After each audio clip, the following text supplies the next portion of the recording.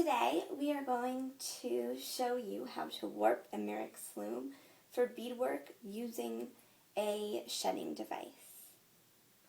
Now, the first thing we should talk about is why you would want to use a shedding device. What a shedding device does is it picks up half of your warps, allowing you to place your beads between two sets of warps and secure them in there instead of sewing through the back of beads and weaving that way.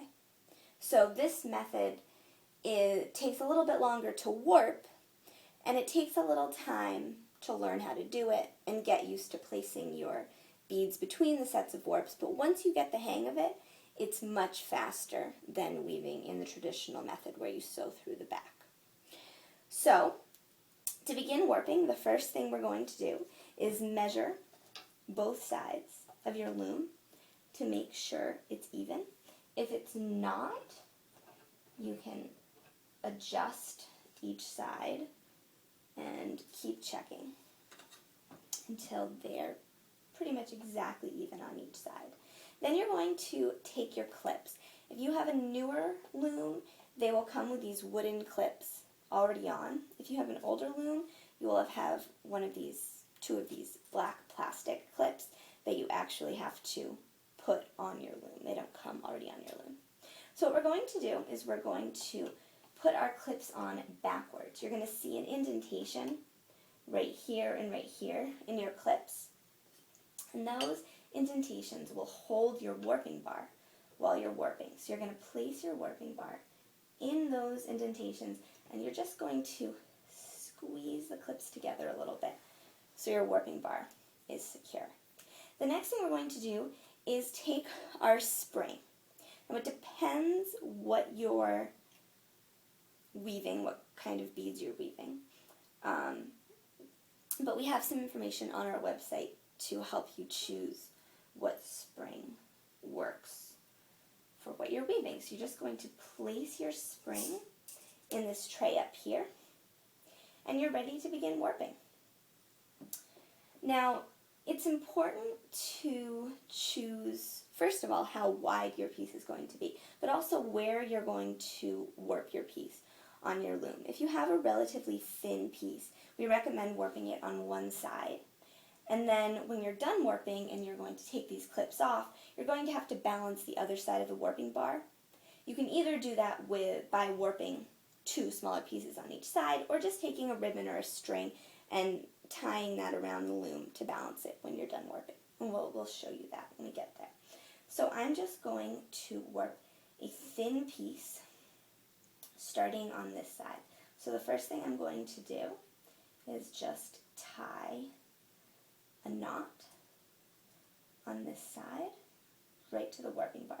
Now the warp that I am using is Ceylon beading thread, but you can use whatever warp thread works best for you. You want something that's really strong. So once I tie onto the warping bar, I'm going to bring the warp up the back of the loom, around the top, and into one of these spaces in this warp coil, which we also call a spring. Each of these spaces we call a dent. So you're going to place your warp in one dent. You're going to bring your warp thread down the loom, under the bottom beam, and when you get to the warping bar here, you're going to go from the back, loop around the warping bar, and come back down the bottom. The rule of thumb here is every time you hit the warping bar, whether it's from the top or it's from the bottom, you're going to switch direction and go back to where you came. So we're going to go down, we're going to go under the warping bar here, around the front of the loom again. Now, because we're warping for beadwork with the shedding device, we're actually going to place our warp in the same dent that we have placed our last warp in. So each dent is going to have two warp threads in this. The reason why we do this is because one of those warp threads is going to be raised and one is not going to be raised, and that is where you place your beads in between to secure them there. So there are now two warp threads in this dent. Now we're going to go back over the top beam, back around the loom. We're going to hit the warping bar, and so we're just going to switch direction. Come back up here to the top. Around the top beam, and now because we already have 2 warps in this first dent, we're going to go to our second dent that now just has 1 warp in it. And we're going to go around the loom, around that bottom beam right there, back up the back of the loom. Now when we hit this warping bar, we're just going to switch direction. We're going to come back down, around that bottom beam, and now we're here again. We have 1 warp in that second dent, and so we're going to put 1 more in. So now we have 2 warps in that second dent. We're just going to come back down again. We're going to hit that warping bar, so we're going to switch direction and come back to the top. Now because we have pairs of warps in these first 2 dents, we're going to start a new dent right here and go down the loom, around this bottom beam, up to the warping bar, and when we hit that warping bar, we're just going to switch direction. So now we're going to go hit the bottom beam, around that bottom beam, and we look here, we only have 1 warp in that third dent. So there we go, we're going to put that into that same dent. So now we have 3 pairs of warps here. We're going to go down the back of the loom, we're going to hit the warping bar, and we're just going to come back up and switch direction. So here we are. Now we're going to place this warp in the 4th dent, because there are pairs in those first 3. We're going to come down the front of the loom, around the bottom beam, back up, and when we hit the warping bar, we're just going to come back down that same direction. Now at this point, it's helpful to start organizing your warps. If you have a bottom spring kit, what you'd be doing is the exact same thing you're doing at the top, you're going to do at the bottom. So you'd have 2 warps in a dent here, 2 warps in a dent here, 2 warps in a dent here, 2 warps in a dent here. I don't have a bottom spring kit on this loom, so it's really important for me to make sure my warps are organized.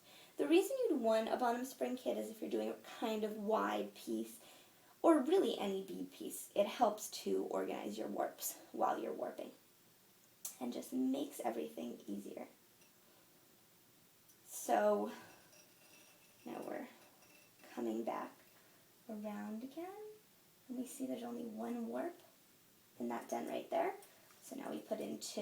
We're going to come back around, hit the warping bar, and switch direction again. So I find it very helpful to always keep my warps organized as I'm warping, rather than wait until I'm done warping and start organizing, because it's easy to make a mistake. And the most important thing is to just keep everything organized. So now we're going to go into this next dent over. Going to go around the front beam, back up. When we hit that warping bar, we're just going to switch direction and come back down. Go under the bottom beam, come back up. Now we're going to go into that 5th dent and make our 5th pair right there. So we're going to come back down the loom, around the back. When we hit the warping bar, we're actually done warping for this piece that I'm going to do. So I'm going to cut my warp right here, and I'm just going to tie a knot onto that warping bar.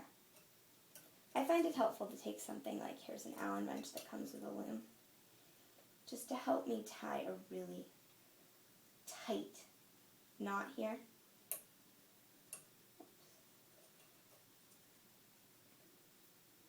Because it's really important that your tension stay even. So at this point, when you're warping it doesn't need to be tight, but it does need to be even, because you don't want one side looser than the other. So there we go. Just tied my knot. I'm going to trim that and trim that. And I'm going to take some time to organize my warps here. And just to give you a close-up view of what we did right here, you can see the pairs of warps in each of these springs. So now that our warps are organized, what we're going to do is swing these clips out slightly to release this warping bar. And we're just going to bring the warping bar to the bottom of the loom. The reason we do this is because after we've woven up to a certain level, especially when we are using the shedding device, we're going to run out of room to weave. And what you can do at that point is loosen your tension slightly and take the warping bar and start bringing it up again. And this will rotate your weaving from the front of the loom to the back of the loom so you can weave a much longer piece. So we want to start with this as low as we can. Now you can see here that my warping bar is not balanced because I have such a thin piece on this side. So all I'm going to do is take a ribbon, tie it around the warping bar, and then loop it around the bottom beam of the loom and the top beam of the loom and tie it there so this stays balanced. So now we're going to do two things. The first one is we're going to take this bar called the spring bar, and we're just going to put it in the spring in front of our warp. And what that does is it just prevents our warp from coming out, especially if you're moving your loom around or advancing your warp. So just pop that in there. The other thing we're going to do is I'm just going to tighten my tension slightly, because this wasn't too tight right before I put the shedding device on. Just a little bit tighter there. And next I'm going to swing my clips around. Now again, if I have these black clips, I'm going to have to take them off and put them back on facing the other direction. Now one thing we're going to want to do before we put on our shedding device is we want to isolate the pairs of warps that we have. So we're going to actually start at the top of the loom so we can see these different pairs. And we're going to take a thread and we're going to bring it down. So there's one pair right there. Then we're going to bring it around this pair. It's really easy to do when you don't have a lot of warps on your loom. But if you do have a lot of warps on your loom, you're really going to want to do this at the top and then bring it down. So there are the pairs, and then we're just going to weave back through.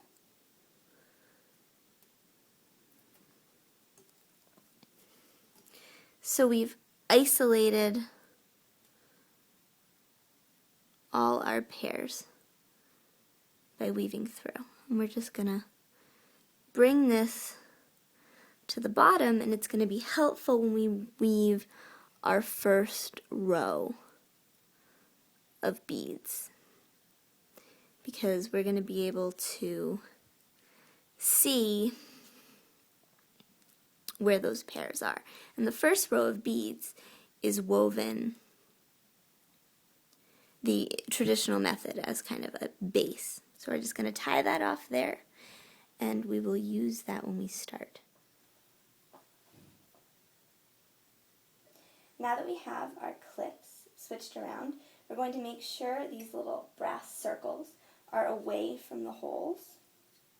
And again, it's going to be slightly different with these because there is no space in the top, so you just have to put it in one side and then the other side. But with this one, we make sure that the hole in the shedding device is on the right side if you're right-handed and the left side if you're left-handed. And we're just going to place that in the clip right here. Really easy. And now we're going to make sure that one of those bars is at the top, one's at the bottom, it doesn't matter. We're going to take our Allen wrench here. We're going to loosen this screw right here slightly, and we're going to take this bar out a little bit. Now we're going to start putting heddles on. This is a heddle. It's just a circle. This is made of Teslov. These are the heddles that you can buy from our website, but you can also make your own using instructions on our site. And what we're going to do with the heddles is we're going to take them, they're a circle like this, and we're going to fold them around the warp thread and then place that thread over the bar. And what that does is it holds the thread, so when the shedding device moves, it lifts that thread up. So, as we talked about before, we're going to take one, and it doesn't matter which one. We're going to take one of the threads from each of these pairs that we have in each den. We're going to wrap a heddle around it like this, and then just place it on that bar. And then we're going to go over to the next den, and we're going to take one thread from that next den.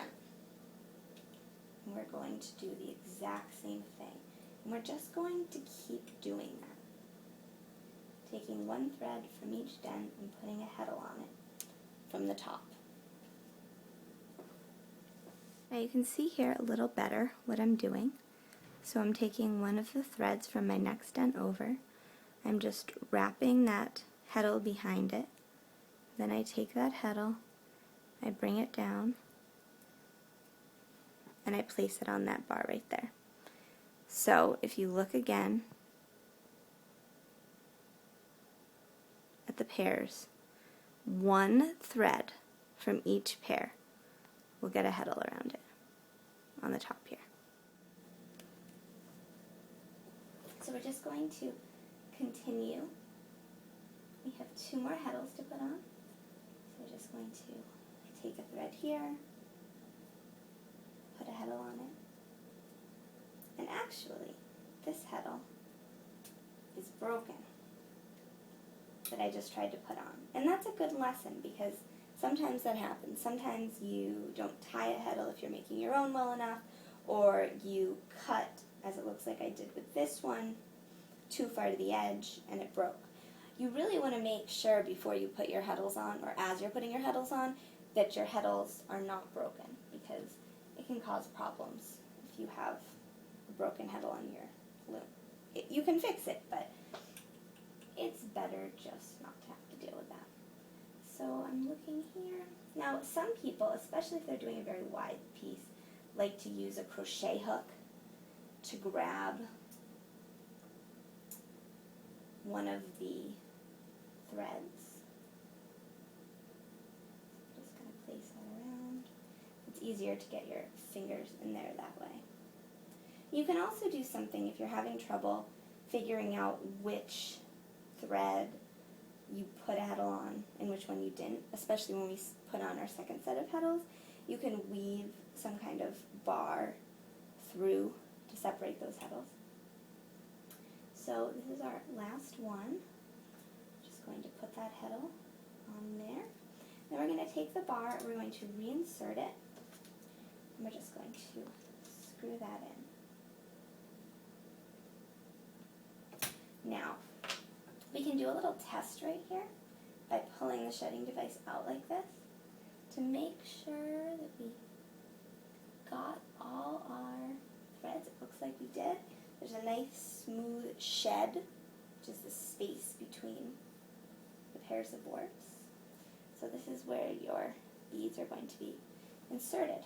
So now what we're going to do is we're just going to flip the shedding device over, and we're going to do the same thing with that next set of heddles, the ones that don't already have a heddle on it. Now this is a little bit harder, especially when you're doing a wider piece, because you really have to make sure that you're putting a heddle on the correct warp. You also want to make sure that you're always bringing your second warp thread that you're putting a heddle on to the right of the warp thread that you already put a heddle on. This is important because if you do this haphazardly, then they're going to get caught when you're changing sheds. So we say just always bring it to the right. So I look here, this first warp thread already has a heddle on it. Here's my second one. I'm going to bring that to the right of my first one. I'm going to put a heddle on it, put that on the bar, and there we go. So now I'm going to look, here's my second dent. Sometimes it helps to look at the dents so you can really see what you're dealing with. I see that this thread right here has a heddle on it, so I'm going to take the one right to the right of that. I'm just going to put a heddle on that. Place that on our bar. So now we're dealing with this set of warps. I look and I can see that this one already has a heddle on it, so I'm just going to bring this to the right and place a heddle on that. I recommend very good lighting when you do this. So now we have this set of warps. I'm going to look at these. This one has a heddle on it, so I'm going to bring this one to the right, and I'm going to place a heddle on that one. Now, it's important to really be checking as you're doing this to make sure that you're doing it correctly, because it's much easier to fix something if you catch it early on. So here's our last set, our last pair. I'm going to, can't get these ones separated. I'm going to look. This one has a heddle on it, so I bring this to the right, and I put a heddle on it. And we're all done. So I'm going to place that back in there. I'm going to tighten that, and I'm just going to check again. There we go. Looks like a clean shed. And that looks like a clean shed. So it looks like we did this right. Now sometimes, again, if you have a wider piece, when you change your shed, you're going to notice that your heddles might be sticking a little bit, or there's one thread that's sticking when you change your sheds. Often it's going to take a little bit of weaving before your shed is completely clean.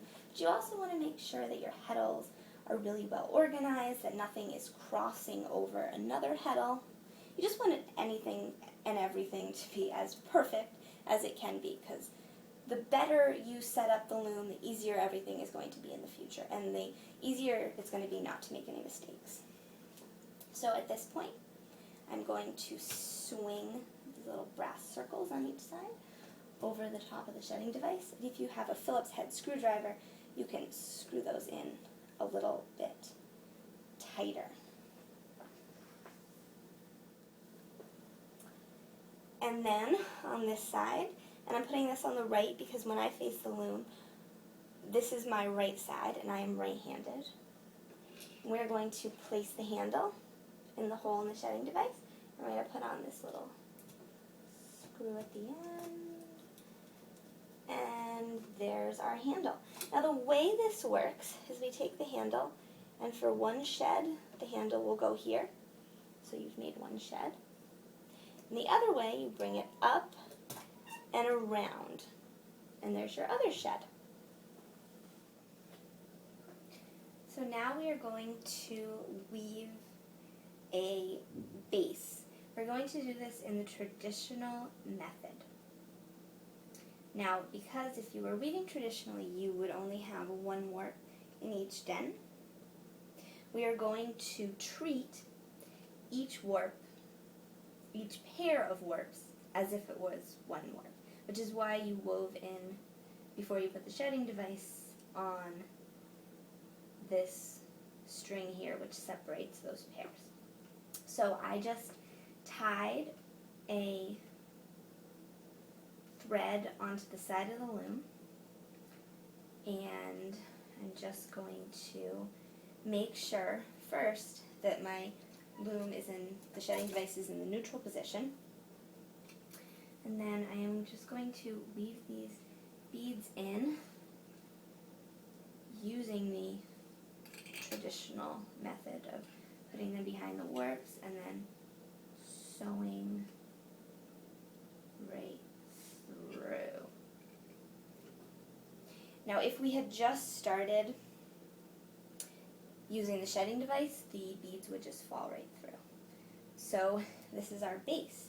And now we can weave normally using the shedding device. So we're going to engage our shedding device into one direction. So we're picking up 4 beads because we have 5 warps across.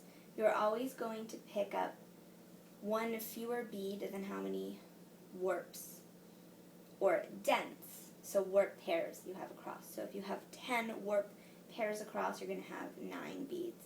If you have 5 warp pairs across, so dents across like I do, you're going to have 4 beads. And all we're going to do is we're going to bring our needle through this space that is made by the shedding device.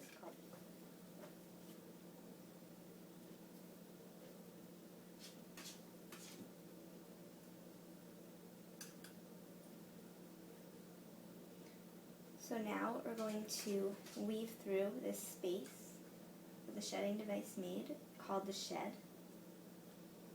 We're going to bring our beads through, and we're simply going to press them down just like that. And then when we move the shedding device, so we lift that and turn that there, we secure those beads right in there. So let's just do one more row. We're going to pick up 4 beads.